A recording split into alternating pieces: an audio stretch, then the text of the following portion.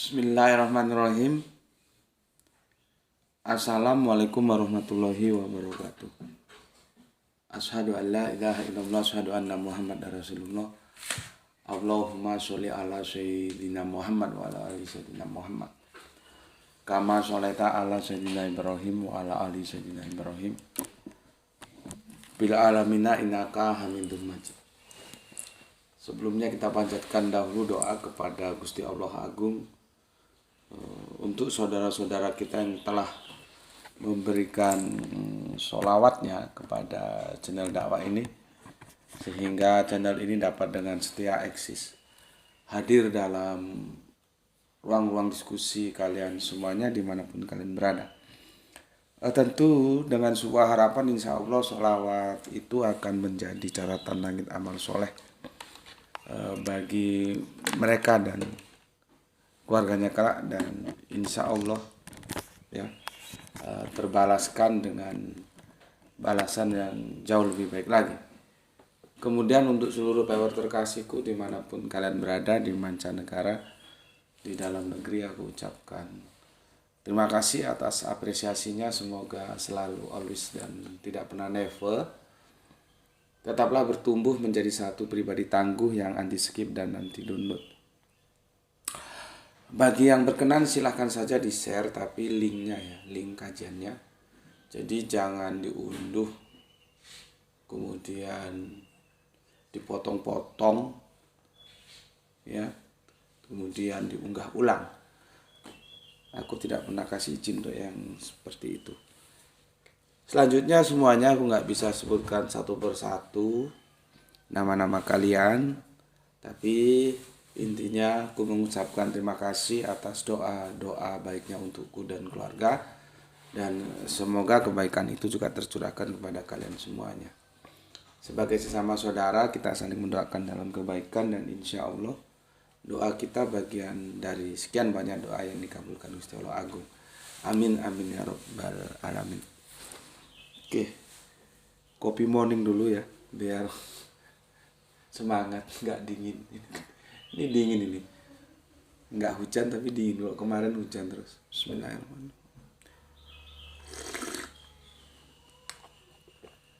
Alhamdulillah. Oke, aku tadi malam baru diskusi bersama teman-teman. Kita diskusi bareng ya, bersama sosok yang aku cukup kasih inisial saja namanya ya, KN gitu aja ya, KN. Kenapa kok namanya nggak disebut secara jelas? Kebiasaan kita itu kalau sudah tidak suka sama orang, itu apapun yang dikatakan orang itu dia a priori tidak bisa berpikir jernih, karena sama orangnya sudah tidak suka ya. Maka untuk menghindari itu lebih baik inisialnya saja. Kita diskusi bareng-bareng teman bersama KN gitu aja ya. Ini khususnya untuk saudara-saudaraku yang kafir ya, supaya bisa berpikir objektif ya, akademis. Artinya harus menghilangkan jauh-jauh sifat a priori itu ya, karena kalau belum sudah a priori itu sama juga belum sudah senang. Jadi a priori dan senang itu seharusnya kan diawali oleh sebuah upaya untuk cari tahu dulu gitu ya. Tajuk kita kali ini sejarah. Tolong pegang kerat-kerat ya. Sejarah itu kan, sejarah itu dari bahasa Arabi, sajarah, pohon, mulai akar, batang, ranting, pohon ya. Sejarah itu catatan masa lalu kan. Artinya kita coba membaca catatan masa lalu dari sebuah peristiwa. Kalau catatan masa yang akan datang itu kan nubuah atau apa ya? Ya kalau gampangnya ramalan lah gitu. Karena dia masih belum terjadi. Kalau sejarah itu sudah terjadi. Kira itu. Kemudian yang aku pesankan sama kalian, membaca sejarah itu harus hati-hati. Karena kita tidak hadir dalam ruang dan waktu itu. Ya.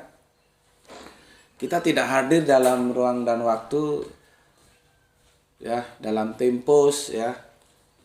Tidak dalam lokus di mana peristiwa-peristiwa itu terjadi. Ya. Sehingga kita harus hati-hati karena ini.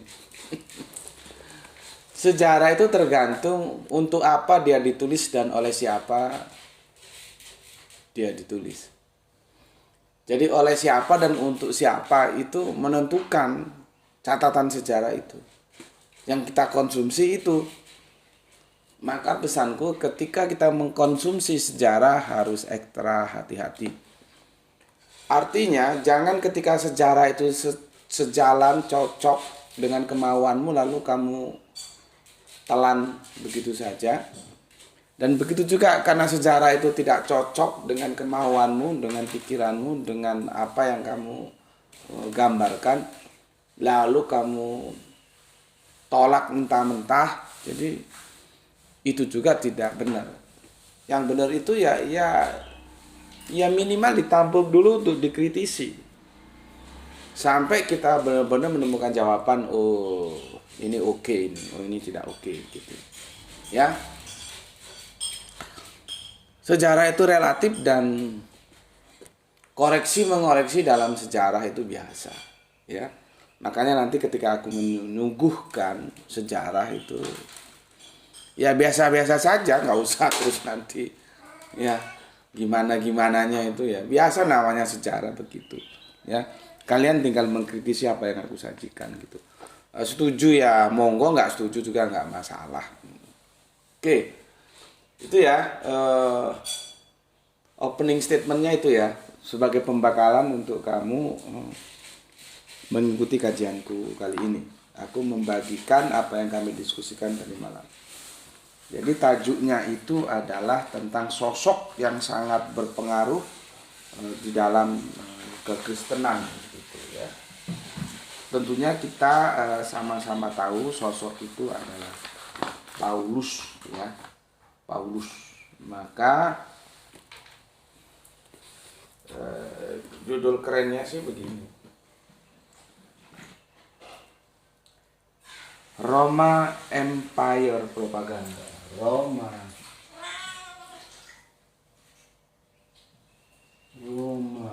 Empire. Tuh. Empire tuh gimana? Empire ya?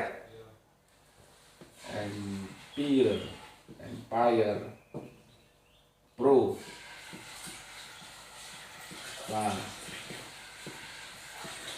Ganda atau ya Paulus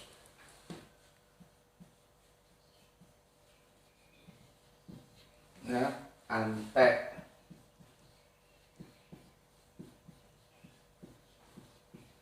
Roma ya.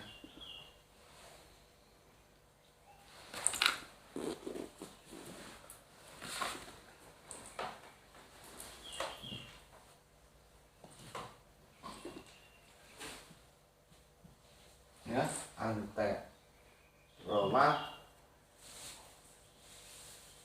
penjajah atas ante Roma penjajahan atas Israel begitu maksudnya. Jadi ketika Roma ya Rum, kalau kita kan ada surat Ar-Rum tuh.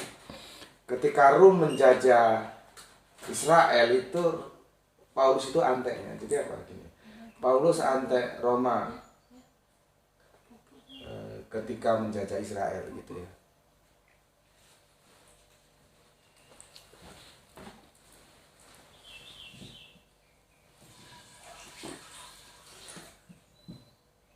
sorry.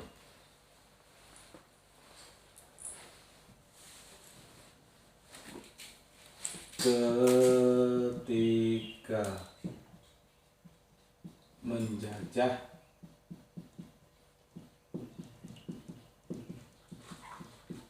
Israel,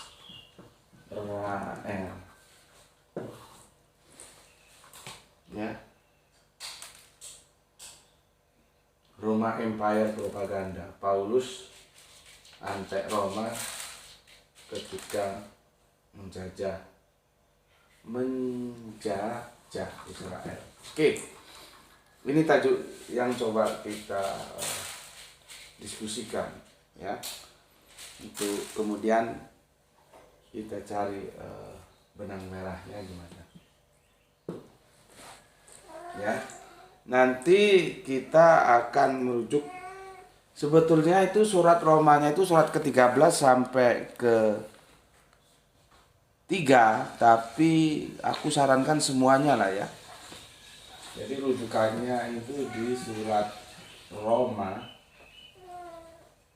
3:1 sampai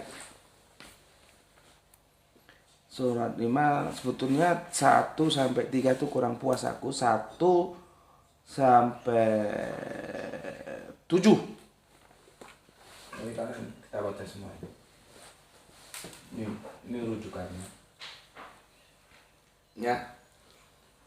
Paulus antek Roma ketika menjajah Israel. Ya. Oke. Buku-buku yang mendukung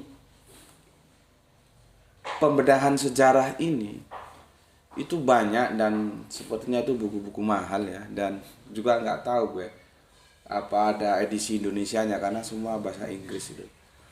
Cuman gue nggak begitu canggih ya main googling itu ya, buka buku ini terus ini bukunya terus di translate gitu, gue nggak begitu canggih. Kalau anak-anak gaul sekarang kan canggih-canggih cari data gitu. Bismillahirrahmanirrahim.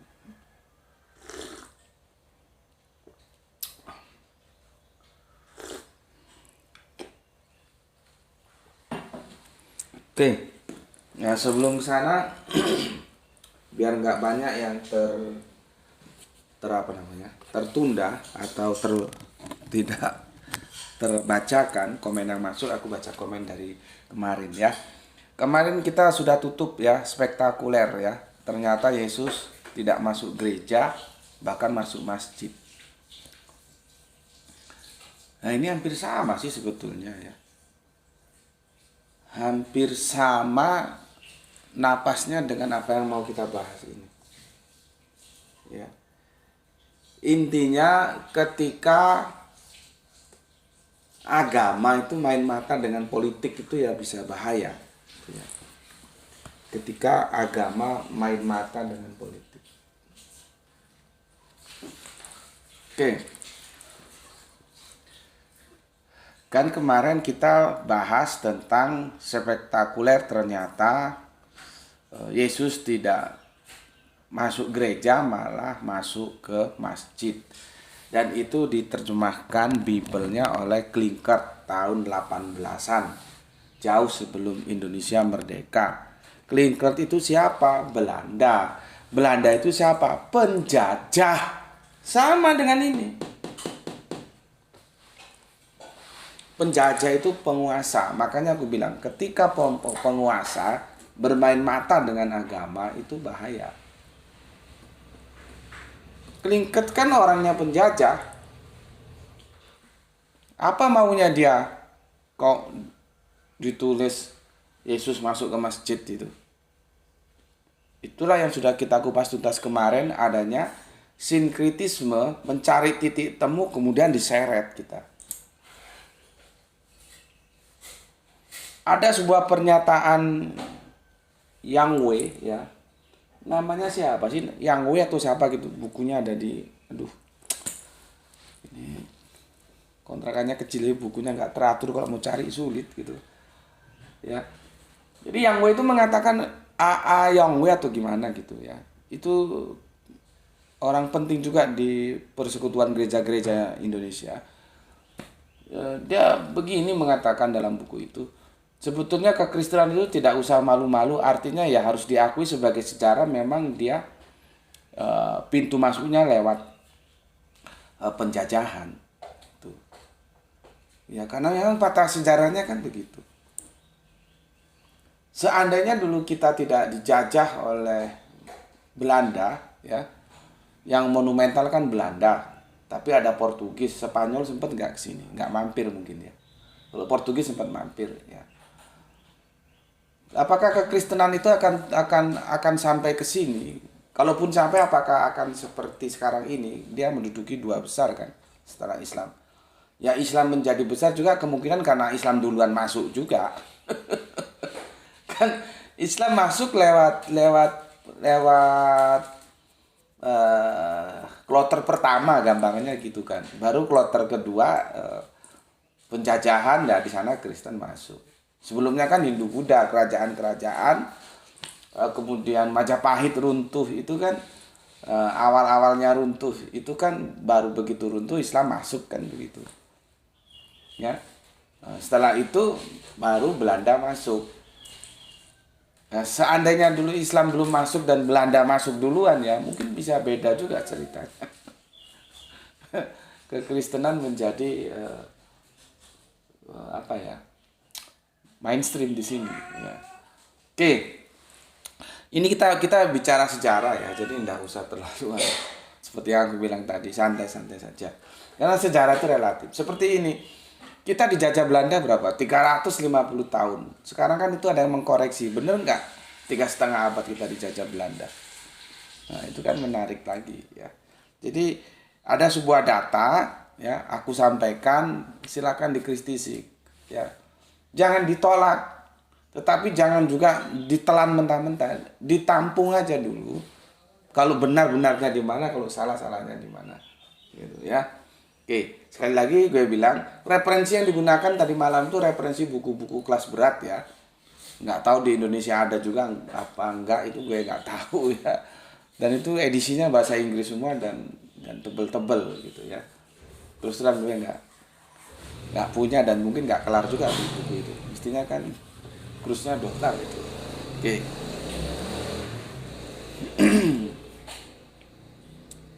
Aku baca dulu ya komen yang masuk dari Kang Nurkolis. Alhamdulillah, berbes ngaji, salam sehat selalu dan salam Islam nasional. Oke, salam Islam nasional untuk semua saudaraku yang ada di Brebes. Kemudian jagoan kita, jagoan bendungan kita ya, Kang Irfan Al-Akbar.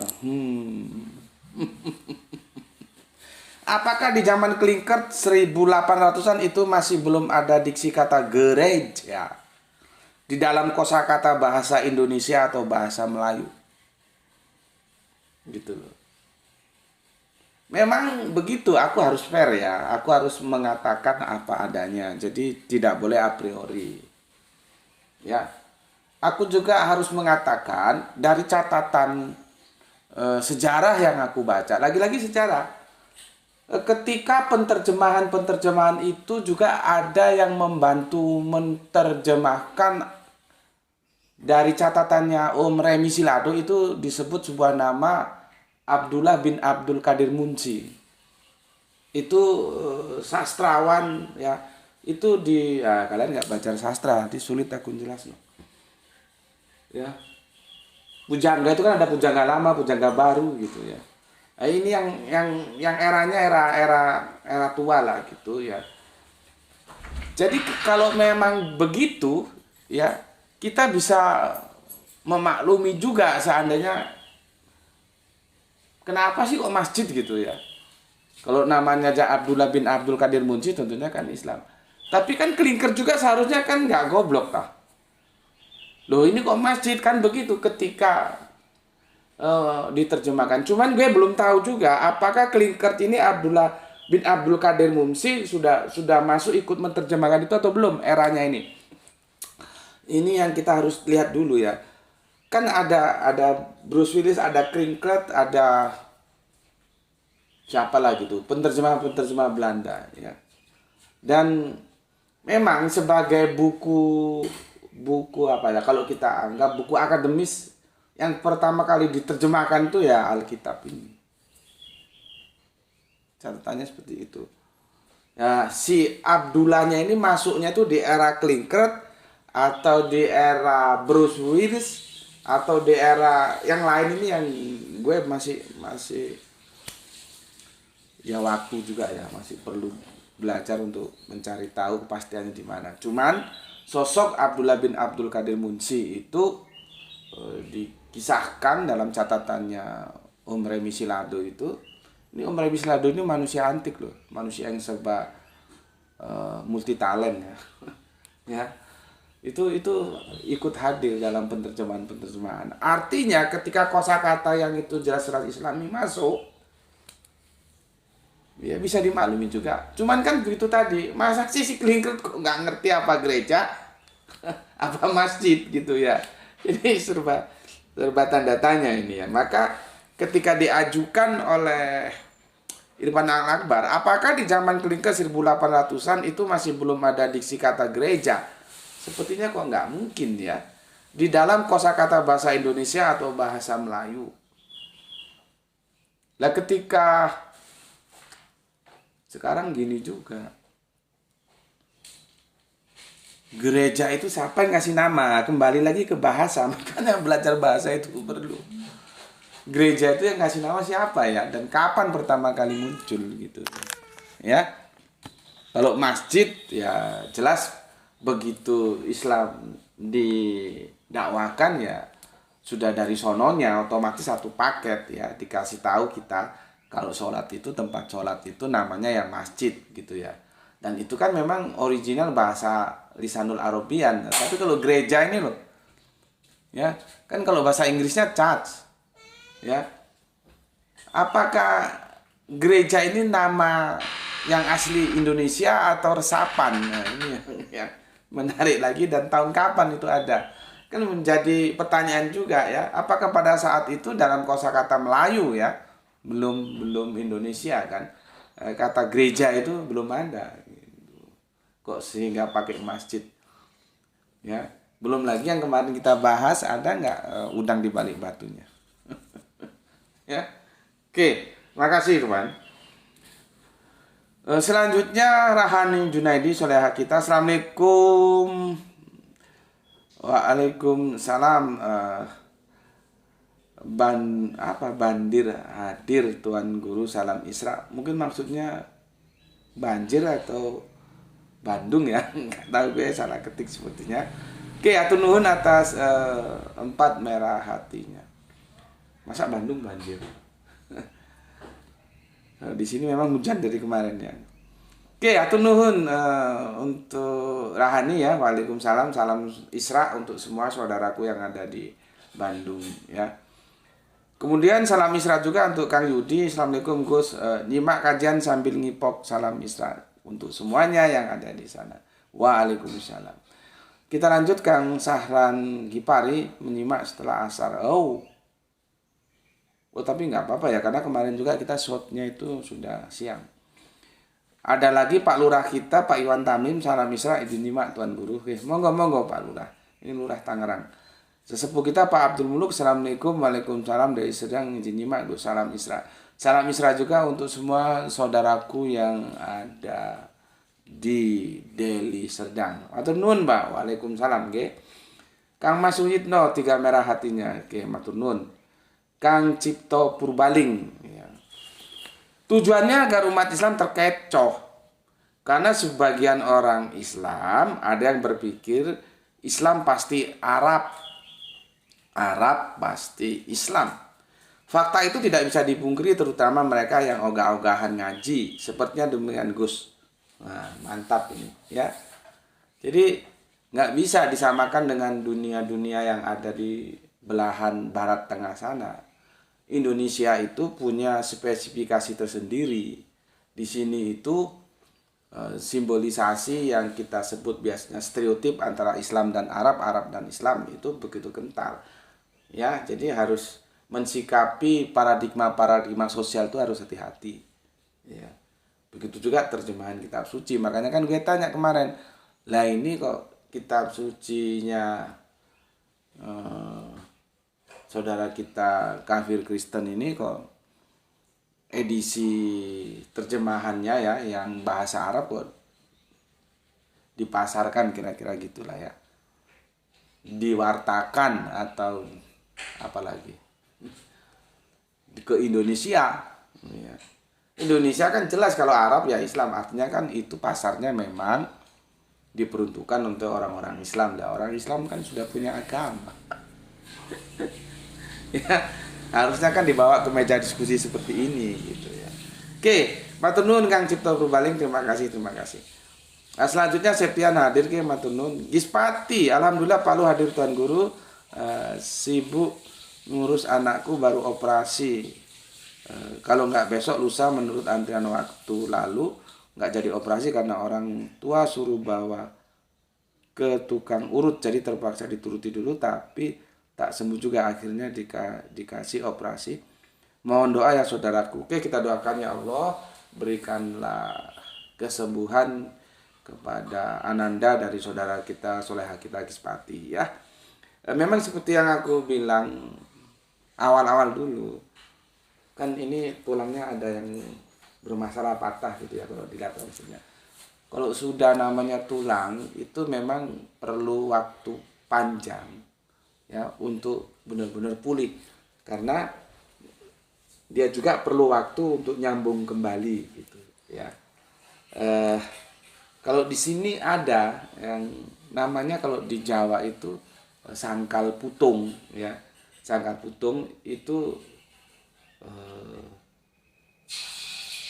dukun itu sepertinya sudah menjadi salah kaprah ya dipahami. Dukun itu bukan sesuatu yang jelek loh ya. Dukun itu ya tukang tolong, seperti dukun bayi ya, menolong orang mau melahirkan. Nah, dukun-dukun patah tulang ini di sini dulu ada gitu ya. Jadi biasanya masyarakat di sini kalau ada kasus-kasus seperti jatuh, patah tulang seperti itu nggak dibawa ke medis, ke dokter maksudnya. Tadi langsung ke sangkal putung dan itu banyak yang berhasil gitu ya. Cuman nggak tahu kalau di sana gimana ceritanya. Mungkin ada juga lah ya hal seperti itu ya. Jadi kalau ke tukang urut ya tukang urut, dukun tukang urut ya banyak. Cuman kan dia spesialisasinya di mana? Karena ada tukang urut capek. Itu kerjaannya mengurut orang yang kecapean supaya rileks kembali, itu ada.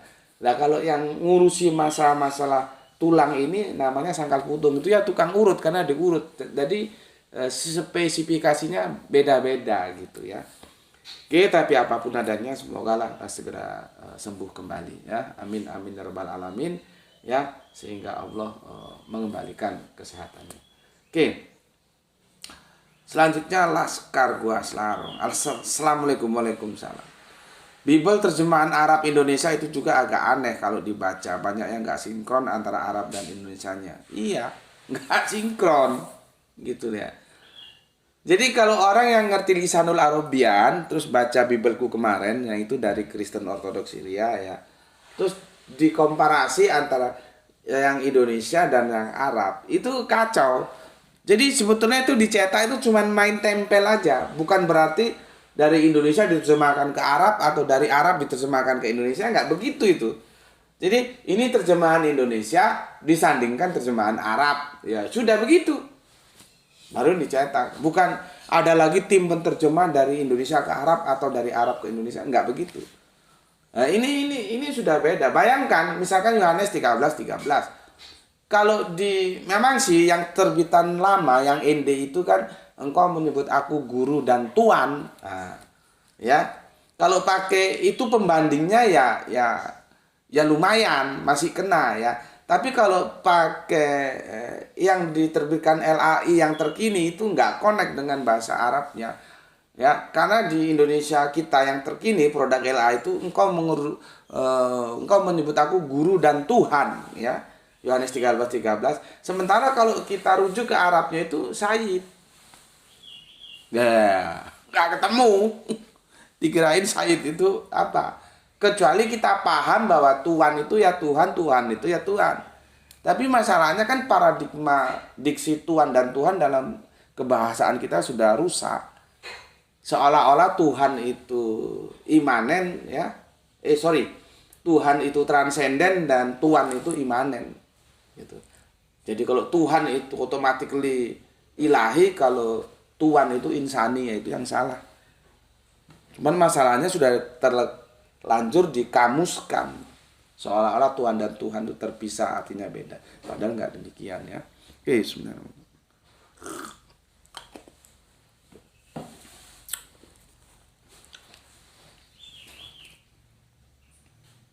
Kita lanjutkan lagi Kang Juanto Anto ya. Terima kasih atas 3 merah hatinya, ini yang punya Cirebon ya. Oke, Kang Laskar Gua Selarong, terima kasih atas konfirmasinya. Dan benar apa yang kamu katakan, nggak sinkron antara Arab dan Indonesia. Makanya kan gue berkali-kali bilang, terjemahan kitab suci itu bukan kitab suci. Nggak usah jauh-jauh ke Arab sana lah ya, ke Indonesia saja. Orang mau pergi ke gereja, yang satu bawa Injil terjemahan ND. ND itu referensinya bagus, itu ND ya. Yang satu bawa Injil terjemahan LAI yang sekarang tahun berapa ini? 2000 atau ini punyaku ini ya. Ini tahun berapa ini? Ya sebentar supaya kita clear. Ini hadiah dari Mu'alaf juga ini. Ini Injil pertamaku, makanya sampai begini karena tiap hari dibuka ya. Di garis-garis merah gini. Kan aku sudah bilang padangi kitab, petangi hati ya. Petangi kitab, padangi hati ya. Aku sudah jelaskan itu, dan kalau nggak salah dulu Irfan juga sudah menjelaskan apa artinya itu ya. Jadi kalau buku sampai lecek gini tuh berarti dibaca terus gitu. Tapi kok masih bagus, rapi, itu nggak pernah dibaca. Ya, ini terbitan tahun berapa ini LAI terjemahkan? 985 ya. Ya sudah lama ya. Aku masuk ke Malang tuh 85. Sudah berapa puluh tahun ini. Ya, 85 ya. Yang satunya bawa Injil LAI 85, yang satunya bawa Injilnya ND itu nggak tahu tahun berapa, yang jelas lebih tua ya. Sama-sama berangkat ke gereja, nanti di sana khotbahnya tentang Yohanes 13:13, itu nggak ketemu itu. Bisa berantem. Yang satu bilang ya Yesus itu Tuhan, yang satu bilang Yesus itu Tuhan. Makna Tuhan dan Tuhan sudah dipisah, kan kacau. Tapi yang hebat teman-teman Kristen Tauhid, mereka tidak ada masalah karena mereka semua itu sudah diajarkan tahu bahwa Tuhan itu ya Tuhan, Tuhan itu ya Tuhan. Ya. Cuman kalau misalkan orang ngotot bahwa Tuhan itu transenden dan Tuhan itu imanen, atau Tuhan itu ilahi dan Tuhan itu insani, ya nggak ketemu. Karena di tangan Injil ND, Yesus itu menjadi insani. Di tangan Injilnya LAI yang tahun berapa tadi, 85 itu, Yesus itu menjadi insani. Kalau di ND itu ilahi, kalau di LAI yang sekarang ini insani, dia nggak ketemu. Jadi nggak usah dibawa ke Injil Arab dulu lah, ke Injil sama-sama Indonesia aja belum masalah. Ya, oke.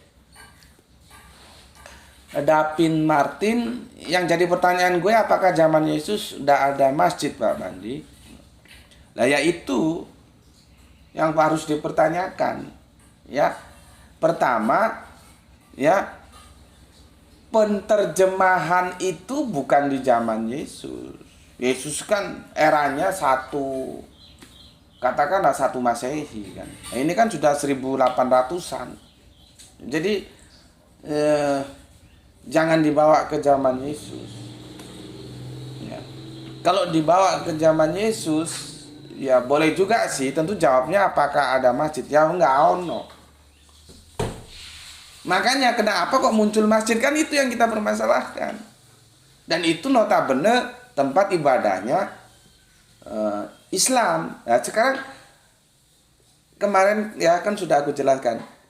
itu memang keterbatasan si penerjemah atau memang ada maunya si terjemah, ada udang di balik batu.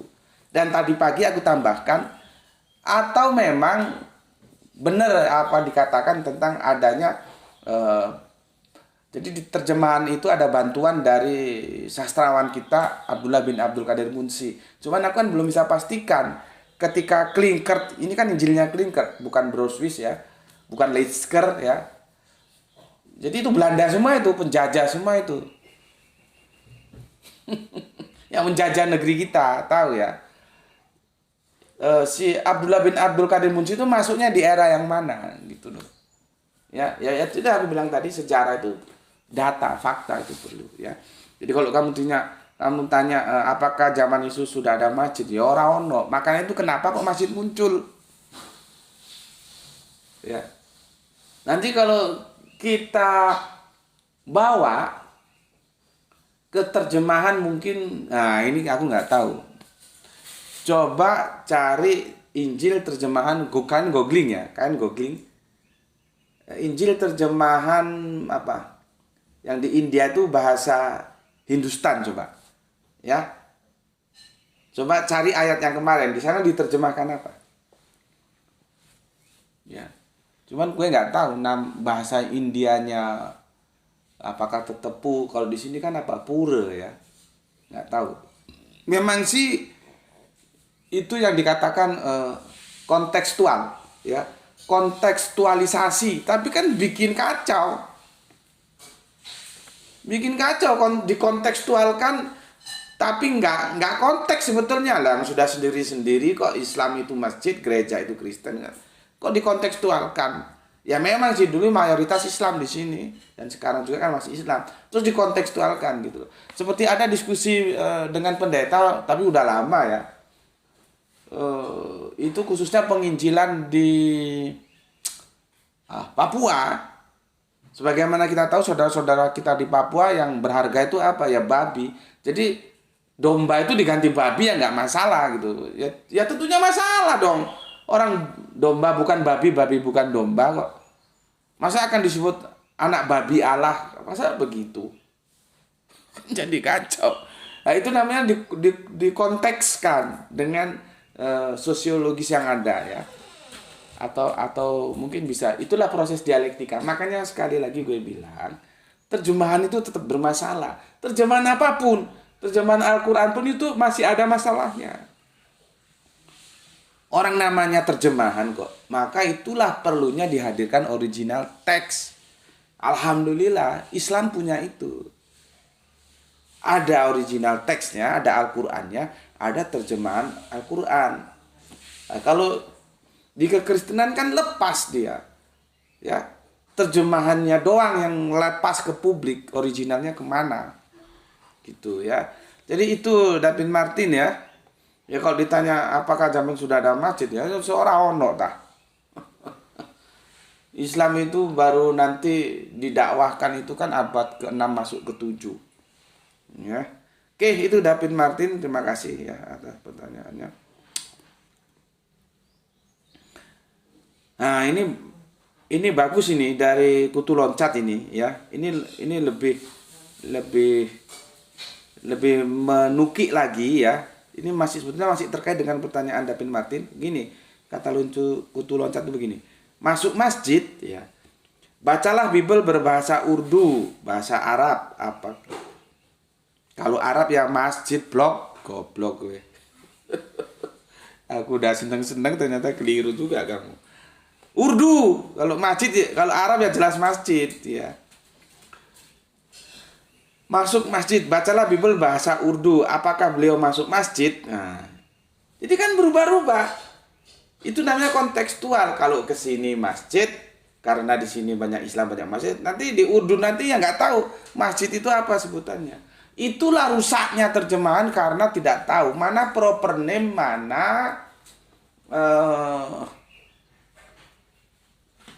general name.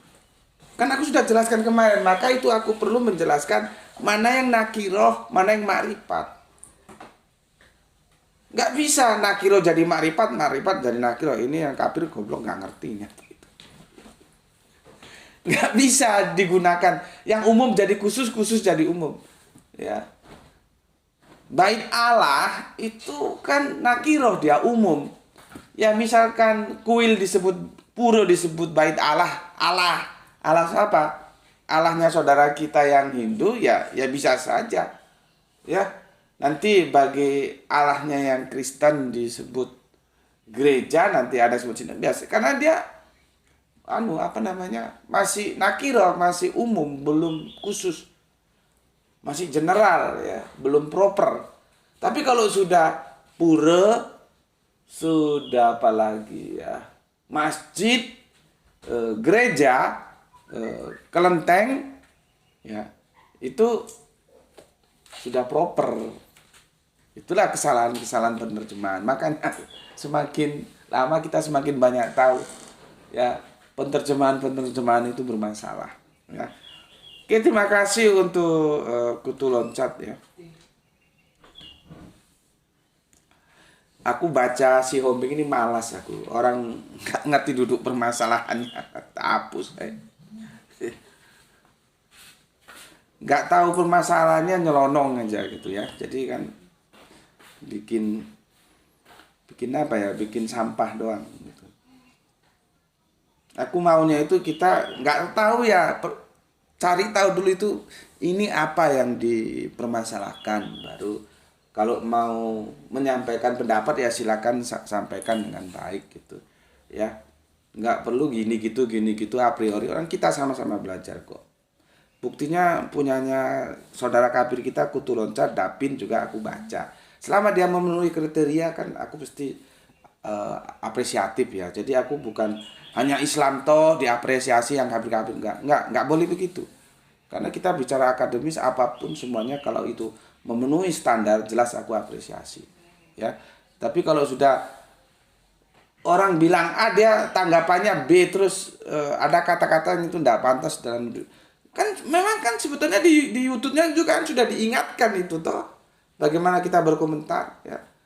Di Facebook juga diingatkan, dan di dunia TikTok itu aku baru tahu tadi malam, kalau kita ngomong misalkan sebuah kata yang itu tidak boleh, itu langsung dikasih peringatan, tidak aktifkan berapa lama gitu. Contohnya perkosa gitu, itu tidak boleh. Itu langsung kemarin ada yang mungkin karena menjelaskan dan kata itu harus diucapkan ya, dan dia belum tahu bahwa kata itu tidak boleh muncul, itu langsung dinonaktifkan berapa hari gitu baru bisa aktif kembali. Itu aja ada aturannya kok. Cuman kalau ya itulah masalahnya yang ngaji di sini, terutama yang kafir-kafir ini kan belum tentu terdidik. Jadi dikasih tahu nggak kasih tahu ya seperti apa yang dibilang, lidahnya dijulurkan gitu ya. Di situ kan sudah ada aturan gitu. Makanya, dan gue pertegas lagi, gue hanya merespon sesuatu komentar yang itu sesuai dengan apa yang gue syaratkan sebagai kriterianya gitu ya. Kalau enggak ya mending dihapus aja, enggak tambah memberikan kontribusi dalam belajar mengajar. Orang gue pakai data kok dibilang ngawur matamu goblok gue ya. Oke. Sudah ya, waktunya sudah ke 43 ya. Mungkin ini seri 1 ya, besok kita lanjutkan. Sebentar ya. Aku nggak punya hutang ya. Kalaupun punya hutang dan nggak bisa terbayar, mohon dimaklumi ya, karena waktu juga terbatas. Tidak semua komentar di kajian-kajian yang lalu itu bisa aku baca ya. Oke. Bismillahirrahmanirrahim.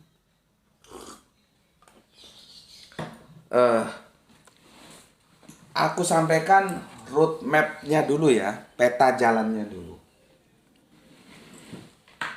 Kemarin itu dikatakan begini, ini menarik, cuman itu tidak menjadi fokus diskusi kita. Pertama, ternyata kitab-kitab Paulus itu, atau surat-surat kiriman Paulus itu, lebih dahulu dibukukan daripada Injil kanonik Matius, Markus, Lukas, dan Yohanes. Nah, kalau gue pikir-pikir, sepertinya boleh juga nih. Karena apa? Dalam perjanjian baru, begitu kuatnya dominasi surat-surat Paulus. Ya. Selama ini khususnya gue, umumnya kita kan tidak pernah berpikir mana lebih dahulu dikitabkan. Dikitabkan itu maksudnya dibukukan, ya, bukan kitab ketentuan dalam edisi Islam yang pernah kita diskusikan, ya. Ini kitab dalam edisi keindonesiaan kita. Lebih dulu mana antara surat-surat kiriman Paulus dan Injil kanonik yang 4 tadi itu, ya, Matius, Markus, Lukas, Yohanes, itu dulu mana? Tadi malam itu dikatakan lebih dulu pembukuannya itu adalah surat-surat Paulus. Ya, gue kan nggak begitu saja menerima, tapi setelah gue pikir, ya logis juga, ya.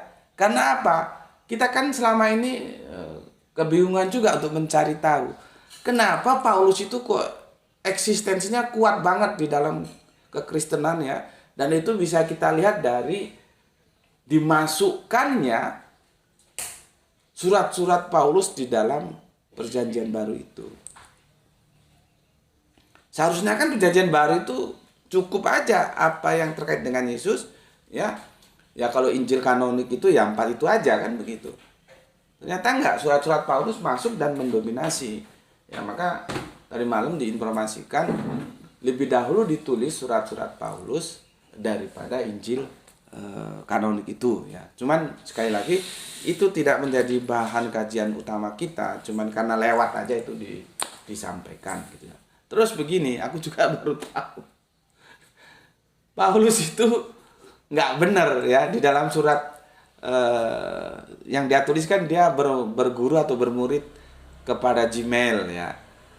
Cuman itu diambil dari penjelasan Rabi, karena untuk menjadi murid itu ada usia-usianya gitu. Dan itu juga tidak menjadi diskusi utama kita, ya, cuman karena lewat disampaikan gitu. Oke, berikutnya Paulus itu sunat karena dia punya suka sama, gue nggak begitu jelas karena sinyal kadang-kadang datang kadang-kadang pergi gitu, ya, dengan wanita Yahudi siapa gitu. Ya, kira-kira begitulah, ya. Maka dia sunat.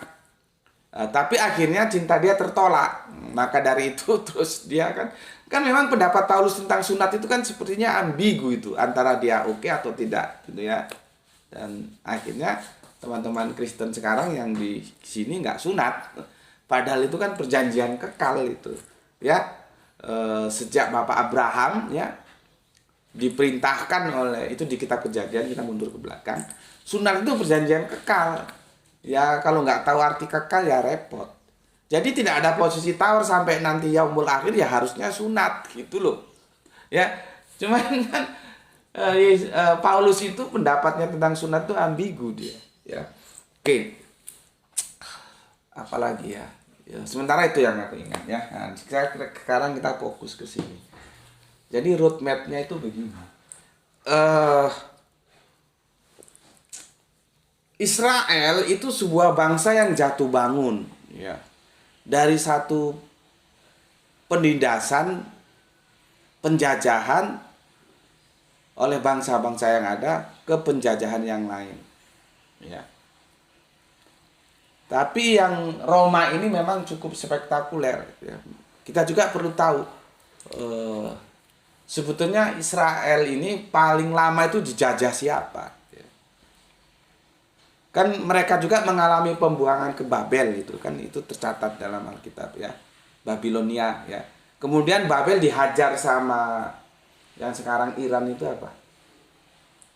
Kerajaan apa? Dulu kan ada Yunani, ada Romawi, ada lagi Persia. Ketika Babel dihajar sama Persia, Persia keluarkan kebijakan baru, monggo orang-orang Israel kembali ke negerinya. Kan pada saat itu Ezra menulis kembali kitab suci, ya, Torah itu. Maka ada yang bilang begini, itu bagus bukunya. Kalau nggak dihadang, Ezra itu akan menjadi sama atau melampaui Musa. Karena peran dia dalam mengabadikan kitab sucinya saudara-saudara Yahudi kita cukup berperan, kan begitu. Ya, jadi dijajah-jajah terus dia. Jatuh bangun begitu. Nah, sekarang kita fokus ke Roma. Ini Roma ini ya di Eropa sana, menjajah Israel. Isra. Ya. Dalam penjajahan ini dihadirkanlah Paulus. Ya. Kita tahu Paulus ini kan awalnya kan bajingan. Ya, tukang bunuh pengikut Kanjeng Nabi Isa, ya. Yang kemudian lewat perjalanannya ke Damsyik yang mau bunuh orang juga ini. Ya, setelah dia minta surat izin, katakanlah begitu ya. Kalau sekarang surat jalan dari penguasa saat itu ya, di tengah jalan pengakuan dia nih ya, ketemu Yesus dan akhirnya dia berbalik dari yang menghajar membunuh pengikut Yesus, akhirnya ikut mendakwakan dalam tanda kutip ya, mendakwakan ajarannya Yesus. Kan ceritanya begitu, yang kita juga seharusnya mengkritisi. Kenapa pengakuan Paulus itu begitu saja diterima tanpa ada kritik? Itu kan menarik lagi. Kenapa terus percaya saja? Oh iya, Paulus sudah bertobat, terus dia sekarang justru mendakwahkan atau mengkabarkan Injil. Karena harusnya kan kita lihat dulu gerakannya. Ya. Tapi sikap itu sepertinya nggak ada sikap Kristus, ya sudah dia terima aja Paulus ya, gitu kan. Nah, Paulus ini ya mengeluarkan surat yang insya Allah besok kita lanjutkan. Ini Roma 3:1-7. Yang suratnya itu justru mengokohkan atau bisa juga melegalisasi kejahatan Roma menjajah Israel. Ya, itu peta jalannya seperti itu. Insya Allah besok kita lanjutkan. Ya, kita lanjutkan. Langsung masuk ke ayat-ayatnya. Oke, karena waktu kita sudah limit ya. Insya Allah besok kita lanjutkan kembali. Tolong digarisbawahi, ini sejarah ya. Kita harus punya daya kritik untuk melihatnya ya. Cuman ya jangan kritik ngawur. harus dengan pemikiran yang jernih, yang itu objektif gitu ya. Oke, sampai di sini dulu pesan aku. Jaga Allah, jaga Kanjeng Nabi, jaga Al-Qur'an, jaga sholatmu dalam bingkai keindahan iman Islammu, tapi tetaplah ya memberi hormat kepada saudara kita yang memilih jalan lain karena mereka adalah saudara kita. Kemudian semoga yang belajar dan mengajar sama-sama mendapatkan keberuntungan, yaitu rezeki yang barokah dan kesehatan yang prima. Ya, terima kasih sudah mengalokasikan waktunya untuk belajar bareng Gus Putih di channel ini. Ya, semoga selalu betah ya kita belajar bareng di sini ya. Salam Isra, Islam rasional. Alhamdulillah Rabbil alamin.